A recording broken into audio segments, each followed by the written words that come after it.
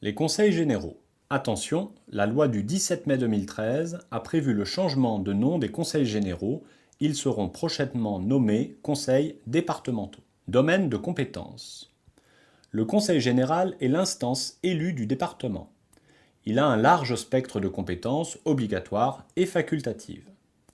Dans le domaine social, il doit prendre en charge l'aide sociale, c'est-à-dire la protection de l'enfance, PMI, aide sociale à l'enfance et prévention spécialisée, le RSA, l'aide aux personnes handicapées et âgées, etc.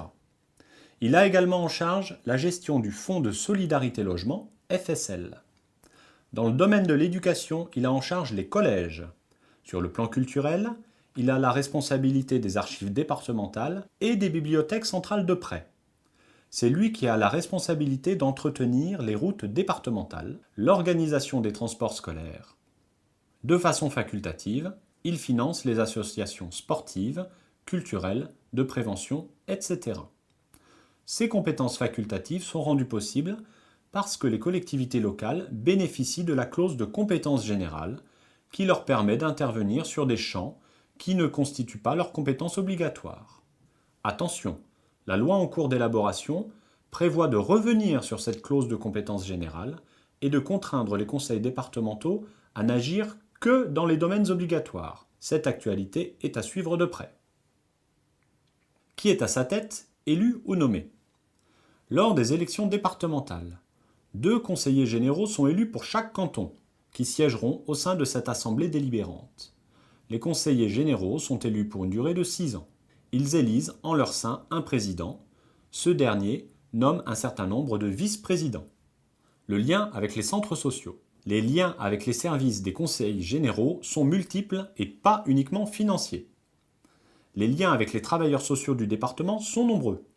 Cette compétence du conseil général est certainement la plus importante des compétences qu'il porte et vient donc naturellement croiser les préoccupations des centres sociaux.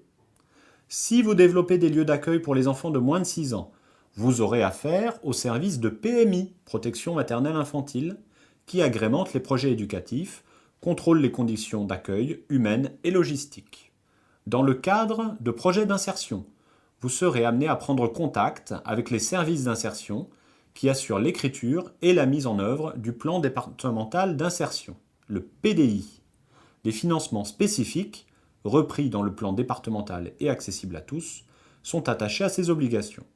Le département peut réaliser des appels à projets sur des domaines culturels, éducatifs, sociaux.